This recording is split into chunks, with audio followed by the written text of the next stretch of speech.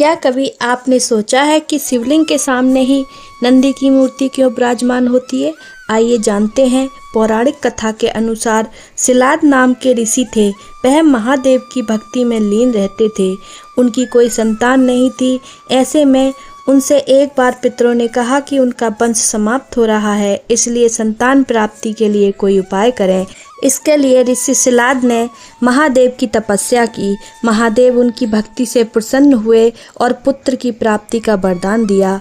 कुछ समय बाद ऋषि सिलाद अपने खेत पर भूमि जोत रहे थे, तब उन्हें एक बालक मिला और उन्होंने उसका नाम नंदी रखा।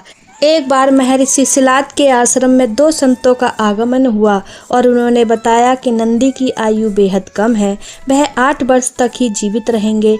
इस बात को सुनकर सिलाद बहुत परेशान हो गए। तब नंदी ने अपने पिता को परेशान देखकर कहा कि पिताजी, आपने मुझे महादेव की कृपा से पाया है, इसलिए मैं आज के बाद भगवान महादेव की ही पूजा करूँगा।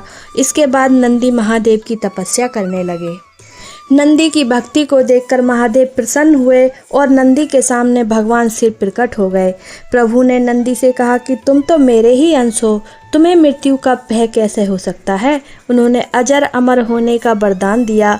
उसी दिन से नंदी भगवान शिव के अभिन्न अंग बन गए और शिवलिंग के सामने विराजमान हुए। इसलिए हर शिव मंदिर में शिवलिंग के सामने नंदी की मूर्ति को विराजमान किया जाता है।